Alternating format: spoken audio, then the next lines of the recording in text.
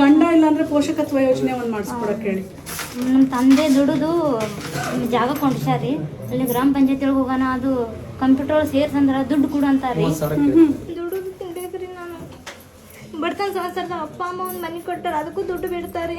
ಎಲ್ಲಿ ತನಕ ಹೋದ್ರು ಅಲ್ಲೆಲ್ಲ ಸಾಕಾಗಿ ನಿಮ್ಮ ಹತ್ರ ಬಂದಿದ್ದೇವ್ರಿ. ಇವಾಗ ಆ ತಾಯಿ ಹೆಸರು ಬೋರಮ್ಮ, ನಮ್ಮ ಬಿಜಾಪುರ ಜಿಲ್ಲೆ ಡೋಣೂರು ಗ್ರಾಮ. ಆ ತಾಯಿದು ಮನೆದೇನು ಒಂಚೂರು ಸಮಸ್ಯೆ ಇದೆ ನೋಡಿ, ಅವರು PDO ಸ್ಪಂದಿಸ್ತಾ ಇಲ್ವಂತೆ.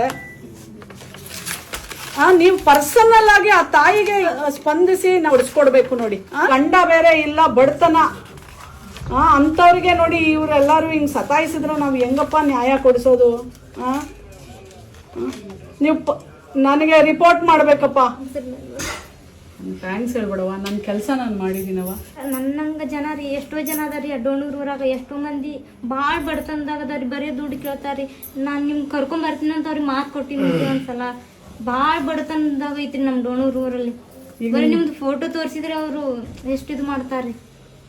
ಒಂದ್ಸಲ ನಮ್ಮ ಊರಿಗೆ ಬರ್ಬೇಕ್ರಿ ಮೇಡಮ್ ಅವರ. ನೀವು ಫಸ್ಟ್ ನಿನ್ ಕೆಲಸ ಮಾಡಿ ನಿಮ್ಮೂರವ್ರಿಗೆಲ್ಲ ತೋರಿಸ್ಬೇಕು.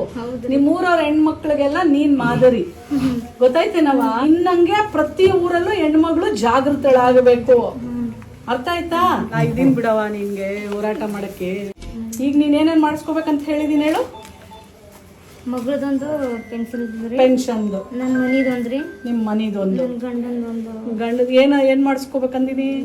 ಪೋಷಕತ್ವ ಯೋಜನೆ, ಅರ್ಥ ಆಯ್ತಾ? ಅದು ನಿನ್ಗೆ ಪ್ರತಿ ತಿಂಗಳ 4,000 ರೂಪಾಯಿ ಬರುತ್ತೆ. ನಿನ್ ಮಕ್ಳು 18 ವರ್ಷ ಆಗೋವರೆಗೂ ನಿನ್ ಮಕ್ಳಿಗೆ ಓದ್ಸಕ್ಕೆ ಅಂತ ಹೇಳಿ.